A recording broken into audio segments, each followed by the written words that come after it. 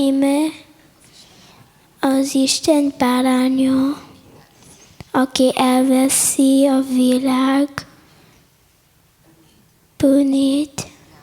János 1:29b. Közel van az Úr a megtört szívekhez, és megsegíti a sebesült lelkeket.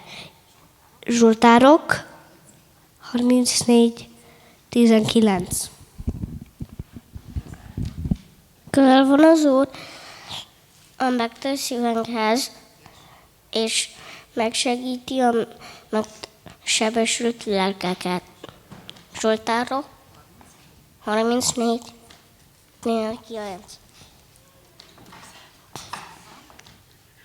11 van a új megtört színvekhez, és megszegíti az sebesülteket. Zsoltárok 34:12.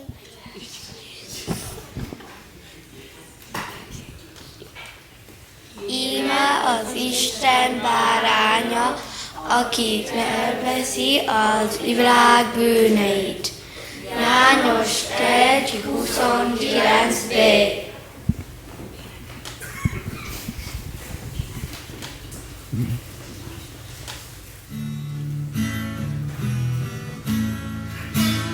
Szeret Jézusom, Bibliából jól tudom, mindörökké a kisgyermek erőt ad a gyengéknek. Úgy van ő szeret nagyon. Úgy van ő szeret, igényéből tudom. Engem szeret Jézusom, Bibliából jól tudom, mindörökké a kisgyermek erőt ad a gyengéknek. Úgy van ő szeret nagyon. Úgy van ő szeret, igényéből tudom. Engem szeret Jézusom, Bibliából jól tudom, mindörökké a kisgyermek erőt ad a gyengéknek. Úgy van ő szeret nagyon. Úgy van ő szeret, igényéből tudom. Úgy van ő szeret nagyon. Úgy van ő szeret, igényéből tudom.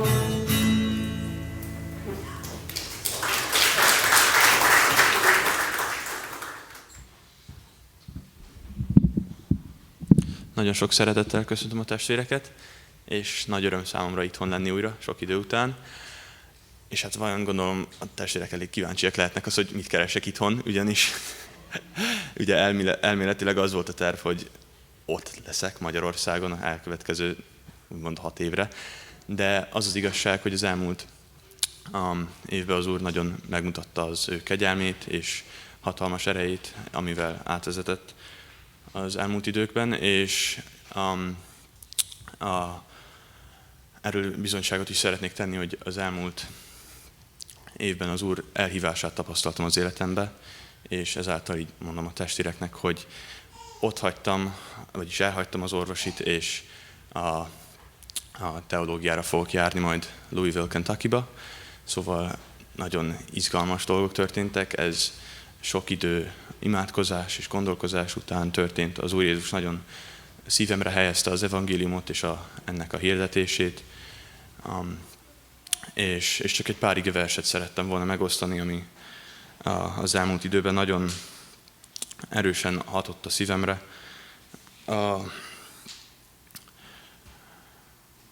Az elsőek között az volt, hogy viraszatok és imádkozzatok, hogy kísértésbe ne essetek, a lélek ugyan kész, de a test erőtlen.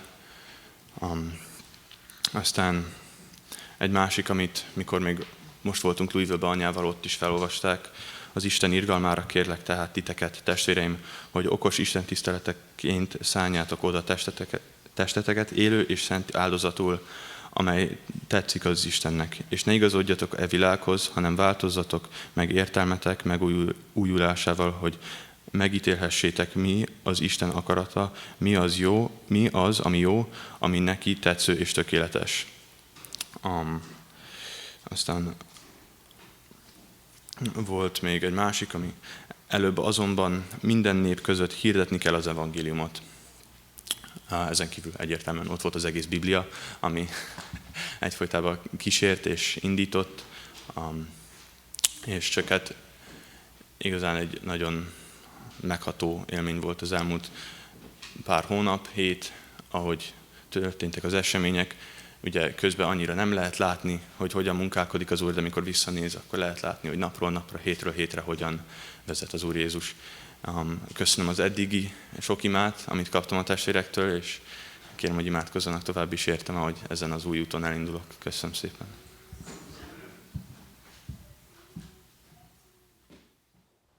Amíg esetleg még készülnek, hogyha esetleg valakinek bátorsága lesz még kiállni, addig szeretnék én is elmondani, hogy elolvastam előre, hogy miből is fog ma szolgálni a prédikátorunk, ahogy így készültem tegnap, és nagyon megfogott egyetlen egy mármint több igevers is, de egy igevers nagyon hozzám szólt, hogy a Márk evangéliumában 6. rész, a 33. igevers se, hogy amikor azonban a sokaság meglátta őket, amint mentek, és sokan felismerték őt, minden városból gyalog oda siettek, úgyhogy meg is előzték őket. Nem tudom, hogy utoljára, szégyenkezve mondom ezt sokszor, hogy mikor volt bennem akkora nagy vágy, hogy úgymond megelőzem az Úr Jézust. Hogy annyira vágyjak arra, hogy az ő jelenlétében legyek. Nagyon szeretek itt lenni az Úr házába. Nagyon szeretek kapcsolatot tartani az Úrral. De ez a vágy, hogy ő legyen számomra, mindent ott hagytak, úgymond, elhagytak mindent, és mai nap azt hiszem, kimondani azt, hogy gyalog oda siettek, hogy gyalog. Mikor egy 5 percre van, lehet, hogy 10 percre van egy üzlet, de kocsival megyünk, mert 2 perc alatt odaérünk. Ennyien nagy vágya volt az ő szívükben, hogy az Úrral közösségben legyenek. Ez engem nagyon megfedett, és nagyon arra bátorít engemet, hogy vágyjak az Úrra még jobban és jobban a közösségére. És kívánom a testvéreknek is, hogy vágyjunk az Úrra, mert akkor a legjobb a mi életünk, hogyha az Úrral közösségben vagyunk, ha vele vagyunk, bármilyen helyzetben. Most egy közös éneket fogunk énekelni, és utána, hogyha még valaki szeretne valamit megosztani a gyülekezet építésére, akkor helyet adunk neki.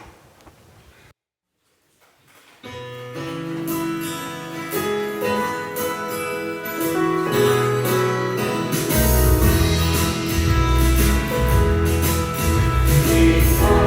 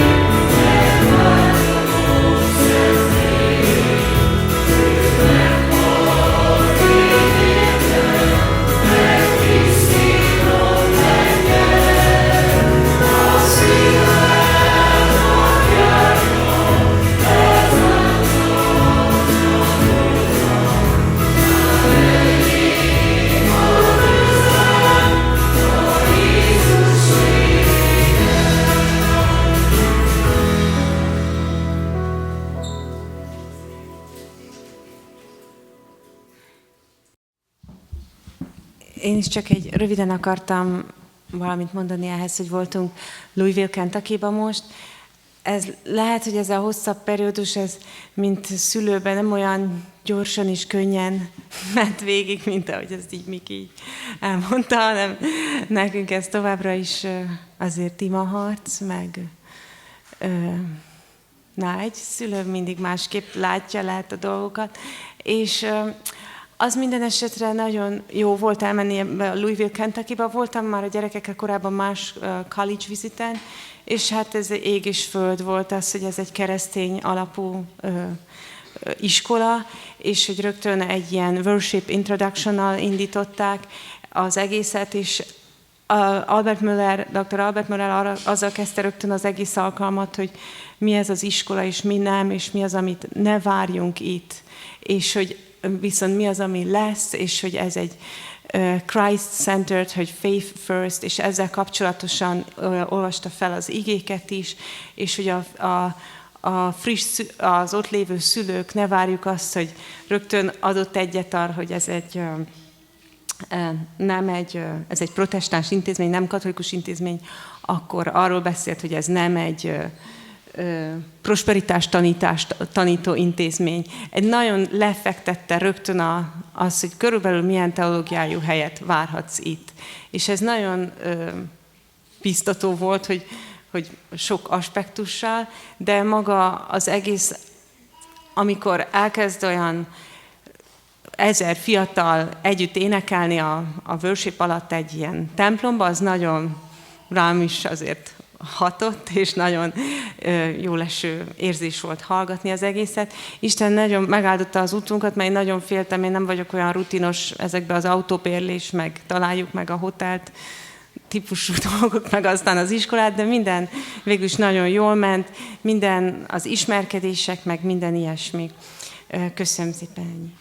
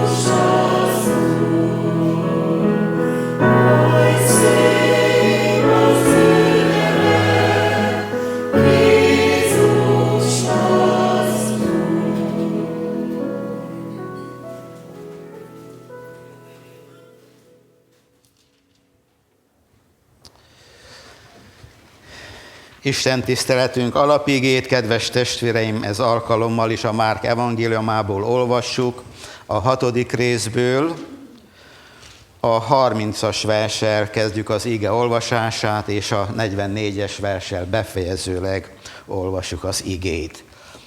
A megnevezett helyen így hangzik a szent ige. Az apostolok visszatértek Jézushoz, és elbeszélték neki mindazt, amit tettek és tanítottak. Ő pedig így szólt hozzájuk: jöjjetek velem, csak ti magatok egy lakatlan helyre, és pihenjetek meg egy kissé. Mert olyan sokan mentek hozzá, hogy még enni sem volt idejük. Elhajóztak tehát egy lakatlan helyre magukban. De sokan meglátták és felismerték őt, amikor elindultak, ezért minden városból összefutottak oda, és megelőzték őket. Amikor Jézus kiszállt és meglátta a nagy sokaságot, megszánta őket, mert olyanok voltak, mint a pásztor nélkül való juhok, és kezdte őket sok mindenre tanítani. De amikor az idő már későre járt, oda mentek hozzá a tanítványai, és ezt mondták neki: lakatlan hely ez, és az idő már későre jár. Bocsásd el őket, hogy a környező tanyákra és a falvakban menjenek ennivalót venni maguknak. Ő azonban így válaszolt nekik: ti adjatok nekik enni. De ők ezt mondták neki: talán mi menjünk el és vegyünk 200 dénárért kenyeret, hogy enni adhassunk nekik? Jézus megkérdezte tőlük: hány kenyeretek van? Menjetek, nézzétek meg. Amikor megnézték, ezt mondták: 5 kenyerünk van, meg 2 halunk. Ekkor megparancsolta nekik, hogy ültessenek le mindenkit csoportokban a zöld fűre. Le is ültek 100-as és 50-es csoportokban. Jézus pedig vette az 5 kenyeret és a 2 halat, feltekintett az égre, megáldotta és megtörte a kenyereket, majd átadta a tanítványoknak, hogy tegyék eléjük, és a 2 halat is elosztotta mindnyájuknak. Miután pedig ettek és jól laktak, összeszedték a kenyérdarabokat 12 tele kosárral, és azt is, ami a halakból megmaradt. Akik pedig ettek a kenyerekből, 5000-en voltak, csak férfiak. Ez az Isten igéje, imádkozzunk. Minden áldásodért, Urunk, áldunk és magasztalunk téged, ezért a kegyelmi alkalomért is, amikor együtt lehet a te néped újból ezen a helyen, a te gyermekeid. Köszönjük, hogy sok csodát átéltünk veled, sok áldást nyertünk már tőled, és köszönjük, hogy újra és mindig kész vagy mégis ránk tekinteni szeretettel, könyörülettel, kegyelemmel, kész vagy megáldani, megújítani minket a te kegyelmedben. Szükségünk van erre újból, Urunk, hogy tapasztaljuk jelenlétedet, hogy ízlelgessük áldásaidnak dús ízét, a kegyelem jó illatát érezzük, és lelkünkben, hitünkben, testünkben is megelevenedjünk, megújuljunk. Add ezt a kegyelmet nekünk a következő percekben, áld meg együttlétünket, áld meg ígédet, munkálkodj az életünkben, hogy megismerve bűneinket, bűnbánatot tartva, megbánva azokat, úgy közeledjünk a jegyekhez is, Uram, hogy azáltal is életet és áldást nyerjünk. Áld meg népedet mindenütt, és mindazokat, akik keresnek téged, Uram, add, hogy megtaláljanak, hogy új életet, örök életet nyerjenek. Mindezeket, Atyánk, a Jézus nevében kérjük, hallgass meg minket. Amen. Tessenek helyet foglalni. Hálás vagyok ezért az alkalomért is, hogy újból együtt lehetünk. Szeretettel köszöntök mindenkit. Köszöntöm Jessicát, meg Katalint, örvendünk, hogy közöttünk vannak, és köszöntjük a Forgás család vendégét is, örvendünk, hogy itt lehet, és valamennyien örülünk annak, hogy az Úr alkalmassá, méltóvá tett minket arra, hogy együtt testvéri közösségben az ő igéje mellett töltsük ezt az időt. Hát 2 új dolog is történt a gyülekezetünkben. ma délelőtt, amiért nagyon hálás vagyok. Ha a testvérek észrevették, új moderátorunk van, aki először vállalta és végezte ezt a szolgálatot a Dániel személyében. Hát kívánjuk, hogy az Úr áldja meg, tartsa meg ebben a szolgálatban is, és mindenben, amit az Úr még rábíz. És egészen új dolog, vagy nagyon is új dolog az, hogy fiatalember a gyülekezeté elé álljon, és beszéljen arról, hogy az Úr lelki szolgálatra hívta. Hát nagyon örülünk a Miki bizonságtételének. Azt hiszem, hogy ritka alkalmak, események ezek, amikor fiatalember kiálljon a gyülekezet elé, és ezt elmondja, megossza a közössége. Legalábbis amerikai, magyar baptista gyülekezetekben tudom, hogy nagyon ritka esemény az ilyen, de annál örömteljesebb és annál értékesebb. És nagyon hálásak vagyunk, Miklós, hogy ezt elmondtad, és elindultál ezen az úton, és imádkozunk, hogy az Úr tartson meg, áldjon meg, vezessen és segítsen ezen az úton. Légy hasznos és áldott eszköze az Úrnak, hát ez a gyülekezet melletted, mögötted ott van. Imádkozunk, és hisszük, hogy az Úr vezetni fog és használni fog, és várjuk azt, amikor ide állsz a szószékre is, és már nem én kell hirdessem az igét, de bárhol, ahol ezt teheted, mindig tedd ezt örömmel, és az Úr megáld. Ismét egy nagy csodát olvastunk, amit az Úr Jézus végzett, amikor a földön járt. 5000 embert vendégelt meg egyszerre, 2 halacskából és 5 cipóból, zsemléből, úgy, ahogy tudjuk ezt, nem ismeretlen ez a történet. Mégis hadd mondjam el, hogy egy olyan történet, vagy egy olyan csoda, amit nagyon sokan mindmáig szkeptikusan fogadnak és olvasnak, és úgy gondolják, hogy ez lehetetlenség, hogy ilyen megtörtént volna, és természetesen, hogy hit nélkül nem csodálkozunk, hogy vannak ilyen vélemények. Sőt, nem tudom, ha azt mondanám, hogy közös ebéd lesz most, ahogy meg volt hirdetve, és vagyunk itt gyerekekkel körülbelül 50-en.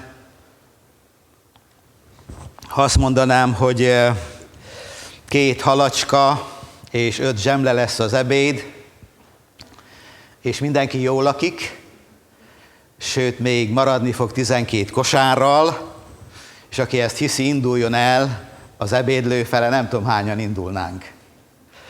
Hogy ez tényleg megtörténhet. És azt mondanám, hogy 100-szor ennyien, ha lennénk. És leülnénk 50-es, meg 100-as csoportokba, hogy az Úr Jézus leültette meg a tanítványok azt a sokaságot. Mindenki jól lakik, és még marad 12 kosárral. El tudjuk ezt hinni. Mert elméleti dologként, igen, hát benne van a Bibliában, de hogy ez a valóságban megtörtént. Úgy, ahogy ide van írva. Mert sokan ezt nem tudják, akarják hinni, és különböző magyarázatokat találnak.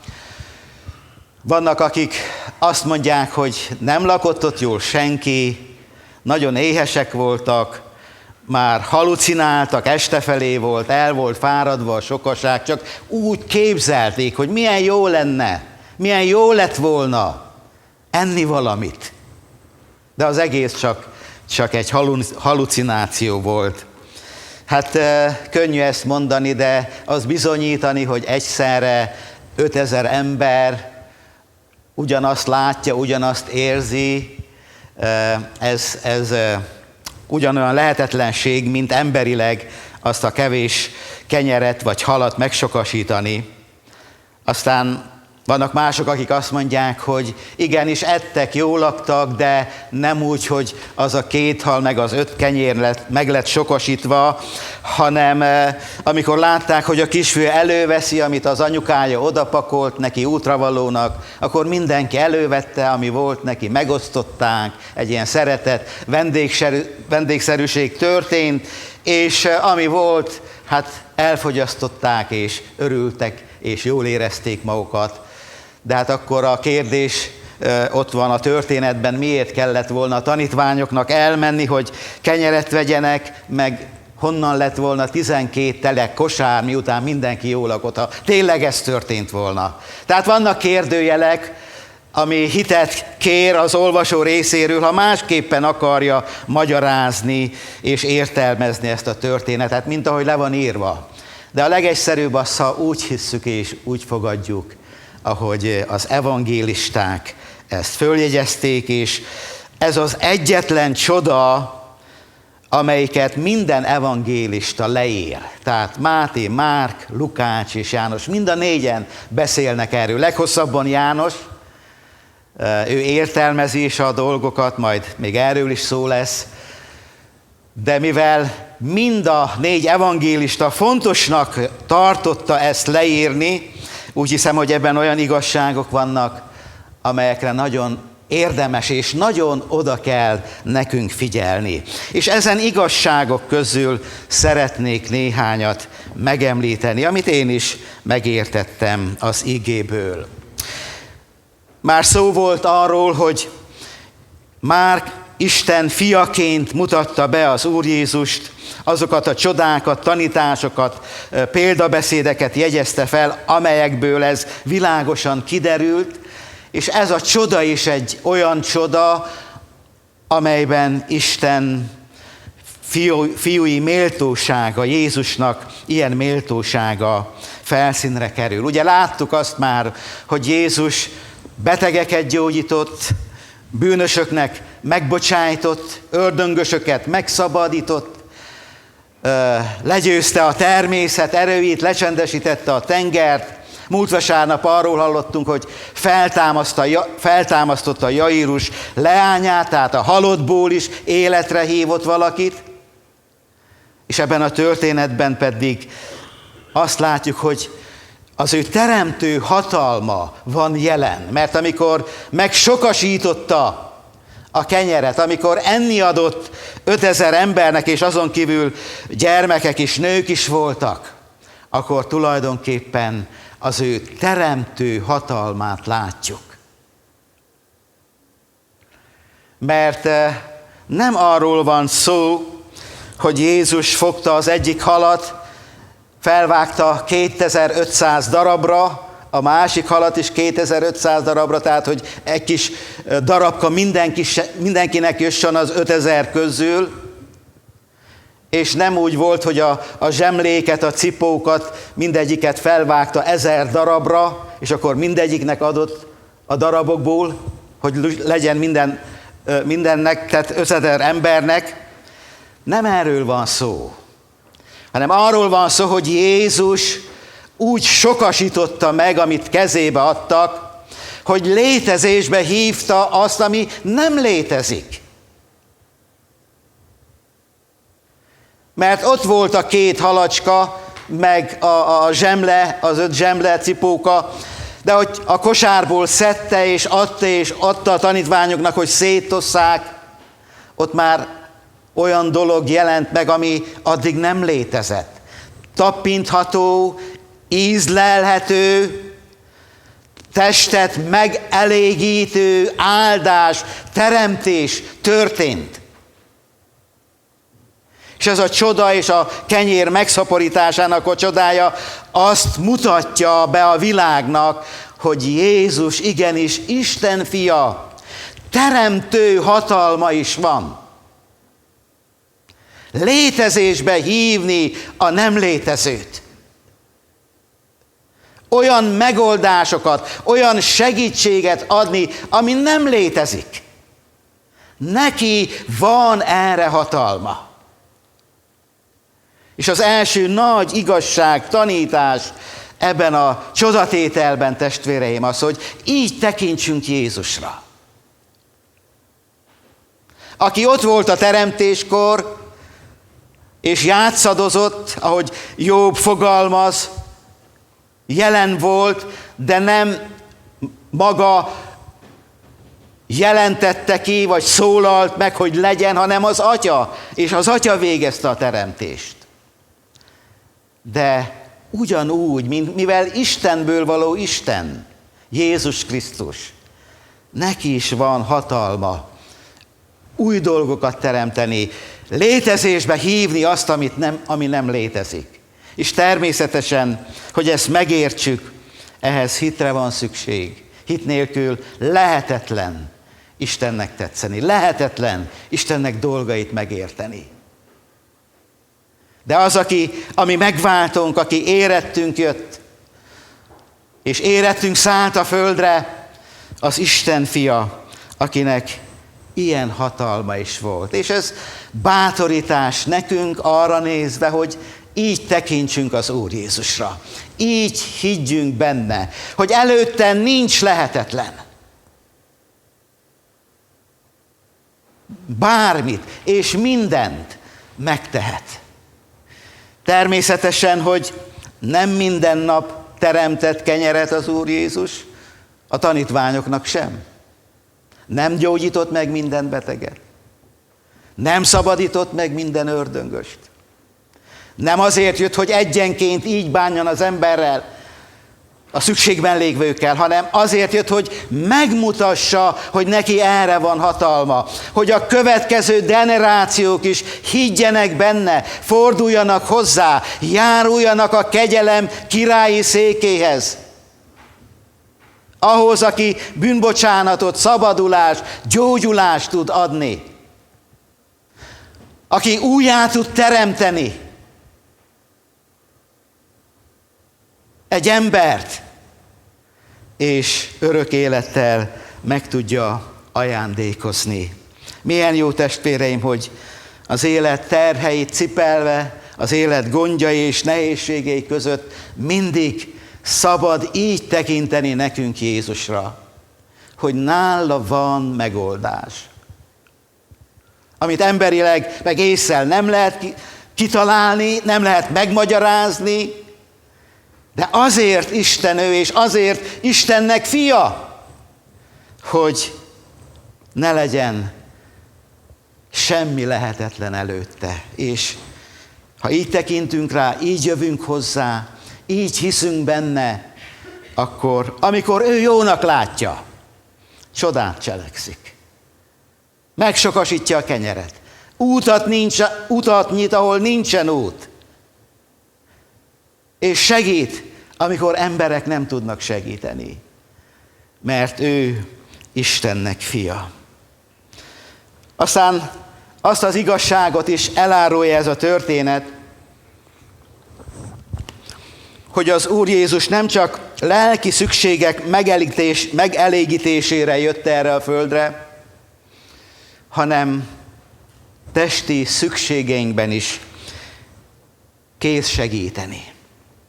Ugyanis nagyon sokszor talán mi is esünk ilyen tévedésbe, hogy azt gondoljuk, Jézus azért jött, hogy könyörüljön a lelkünkön, hogy megváltson minket, megszabadítson bűneinktől, hogy tanácsoljon, jó igét, útmutatást adjon nekünk.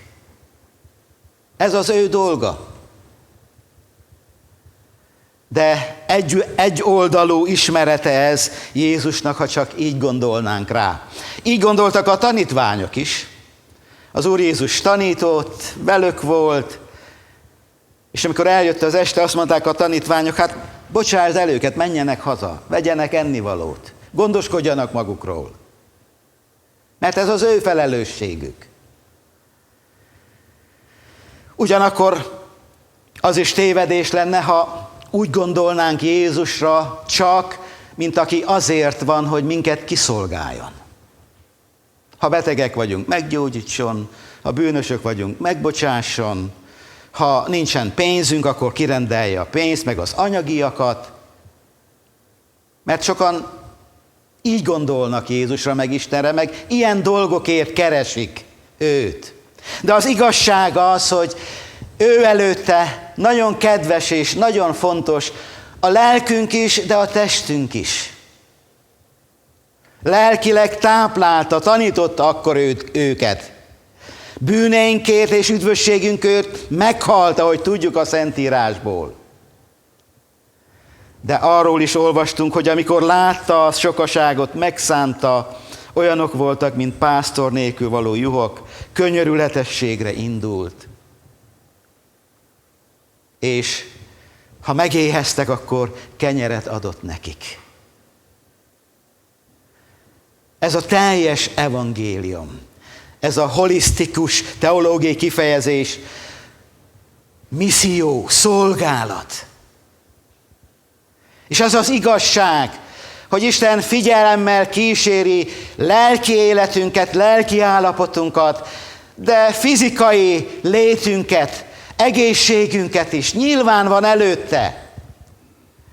És ő könyörültetésségre indul mindig, amikor szükséget lát, legyen az fizikai, legyen az lelki szükség. És ez egy új tulajdonság, amit megjegyezhetünk, felismerhetünk, magunkkal vihetünk ebben a történetben, hogy Jézus lelkünk, testünk javát akarja. Ahogy tette ezt abban az esetben, és ebben a történetben, csodatételben, lelkükről is, testükről is gondoskodott. De ugyanakkor érdekes módon, mielőtt ezt megtette volna, az Úr Jézus azt mondta, amikor felmerült a fáradtság, az éhség kérdése, akkor azt mondta nekik, hogy ti adjatok nekik enni. Ti adjatok nekik enni.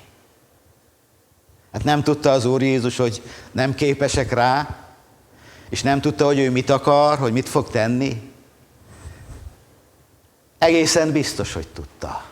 De mégis ezt mondta. Mert valamit a tanítványai szívére akart kötni. Akkor, és most a mi szívünkre akar kötni. És pedig az, hogy azt a missziót, azt a szolgálatot, amit ő elkezdett, azt mi is végezzük. Hogy az ő missziójában vállaljunk felelősséget. És ez mit jelent? Egyfelől azt jelenti, hogy tanítsuk az embereket, hirdessük az evangéliumot, kellenek az aratók, a fiatal emberek, vagy lányok, akik vállalkoznak ilyen szolgálatra, kevessen vannak, de vannak közösségeinkben, áldja meg az Úr őket. Kell továbbvinni az igazságot, az igét. De ugyanakkor valami nagyon fontos megbízást kapott az Úr népe, az egyház, hogy ti adjatok enni. Nem csak lelkileg, fizikailag is. Ha látunk éhezőt, ha látunk nyomorultat, ha látunk beteget, szenvedőt, és ha valamit tehetünk értük, akkor meg kell tennünk. Krisztusi küldetés, megbízás. Ti adjatok enni. És nem véletlen az, hogy keresztény egyházak, alapítványok, szervezetek sok esetben előjárnak a jótékonyságban, a segítségnyújtásban. És mindig kegyelem az, hogyha ilyen részt vállalhat egy közösségi gyülekezet, és nem véletlen az, hogy mi az utóbbi években próbáltunk kitekinteni, messzébb tekinteni, észrevenni helyzeteket, sorsokat, és segíteni. És olyan hálás vagyok az Úrnak, hogy ő nyit ajtót, ő ad kegyelmet, segítséget nekünk, ahhoz, hogy segíthessünk. De ez missziónk, ez küldetésünk. Örülünk a bemerítkezőknek Nagykárolyban, illetve Mihályfalván, de Nagykárolyból valók, és azért mondtam egy időben, mert délután szervezték meg ezt a keresztséget, tehát lehet még ott vannak az imaházban ők is. De imádkozzunk azért, testvéreim, hogy az Úr Jézus parancsát, kérését, tanítását így tudjuk vállalni, ahogy ő példát mutatott. Lelki értelemben is, de anyagiakban is. És amikor az Úr Jézus azt mondta a tanítványoknak, hogy ti gondoskodjatok, akkor elkezdtek gondolkodni, számolgatni, hogy mennyi kenyérre lenne szükség. 200 dénár áru kenyérlek, körülbelül annyira lenne szükség. Hát ez nagy összeg és nagy halmaz kenyér lenne. És ez is tanít minket ebben a történetben, hogy ha megbízást kaptunk, ha feladatot kaptunk az Úrtól, ez nem azt jelenti, hogy felelőtlenül végezzük, kell számolgatni, látni, hogy meddig ér a takaró, és addig húzni, ugye, hogy szoktuk ezt mondani. Megfontolni dolgokat, kiszámolni, eltervezni. Nem Isten akarata ellen vannak ezek a dolgok. Nem fedte meg az Úr Jézus őket, hogy egyből az összegre gondoltak, hogy mennyire lenne szükség. Mert az is tanítványi felelősség. De arra bíztatta őket, és a történet ezt igazolja, hogy számoljanak mindig Istennel. Végezzék el a maguk számításait, gondolják át, hogy mire képesek, hogy mire lenne szükség, de mindig számoljanak az Isten hatalmával. És erre tanít minket ez a történet. Feladatot kaptunk, a feladat meghalad minket, soha nem lesz annyi kenyerünk, hogy az egész világ baját, éhezőjét ellássuk, meg megoldjuk. Fel kell mérjük a képességünket, de mindig úgy, hogy számítunk közben az Isten hatalmával, az Isten segítségével. Nem mondta Jézus sehol, hogy ne menjetek orvoshoz, vagy a Szentírás nem tanít erre, meg ne szedjetek gyógyszert, semmilyet. Erre szükség van, segítség lehet, de mindig számítani kell arra, aki gyógyíthat, aki megsegíthet. És ez végső sorban, vagy első sorban, ha úgy tetszik, maga Isten, maga az Úr Jézus. És ilyen életre, ilyen szolgálatra hív és tanít minket az Úr Jézus. Aztán azt is látjuk ebben a történetben, kedves testvéreim, hogy megtörténhet a csoda, akár ma is, akár közöttünk is, mert 2 titkát legalább kiolvashatunk ennek a csodatételnek a felolvasott igében, történetben. Az egyik az, hogy azt, amink van, azt oda kell tenni az Isten kezébe. Jézus, akinek teremtő hatalma van és volt, megtette volna azt, hogy ne kérdezzen, ne kérjen semmit. Csak üljenek le, és ahogy a manna hullott az égből a pusztai vándorlás idején, úgy az égből hújjon a kenyér, meg a hal is, mert fűrjek is voltak a pusztában, ugye? Nem csak manna. Kenyeret és húst tudott adni Isten akkor az ő népének. És itt is megtette volna Jézus, hogy így lássa el eledellel azt a sokaságot. De nem ezt tette, hanem azt kérdezte, hogy mennyitek van, mi van, mi áll a rendelkezésetekre. Hozzátok ide. Hozzátok ide. És a csoda úgy történik meg, Isten gondviselése úgy valósul meg, hogy amink van, azt a keveset oda tesszük a kezébe. Ez a titok. Egyik titok. És a kérdés az, hogy vállaljuk-e? Oda merjük-e tenni? Azt a 2 fillért. Azt a békabeli olajat, vagy lisztet, korsónyi olajat, vékabeli lisztet, ami a sereptai özvegynek volt. Oda merjük-e tenni? Oda merjük-e adni az Úr kezébe? Mi sokszor úgy gondoljuk, hogy olyan kevés, hát olyan erőtlenek, olyan gyengék, olyan kicsinyek vagyunk. De nem az a kérdés, hogy mennyik van, Isten előtt soha nem kérdés ez, hogy mi mit tudunk adni, hanem hogy oda tesszük-e, odaadjuk-e. Bízunk-e benne, hogy ő meg tudja áldani és meg tudja sokasítani. És a másik pedig a hálaadás, a másik titok. Mit tett az Úr Jézus először? Mikor kezébe adták, felemelte tekintetét az égre, és azt a keveset, azt a 2 halacskát, azt az 5 cipócskát megáldotta, imádkozott, és elkezdte osztogatni. Adta a tanítványoknak, a tanítványok pedig vitték tovább. Hálát adott a kevésért. És ahhoz, hogy Isten csodát cselekedjen, megáldjon, megszaporítsa azt, ami hasznos, ami segítség lehet, áldás lehet másoknak. Nagyon fontos, hogy az ilyen értékeket, amit kaptunk, mert semmink nincs, amit ne kaptunk volna, ezért hálásak legyünk. Ezért hálát adjunk.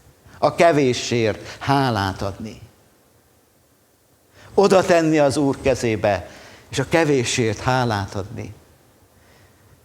Ezt mi is megtehetjük, igaz?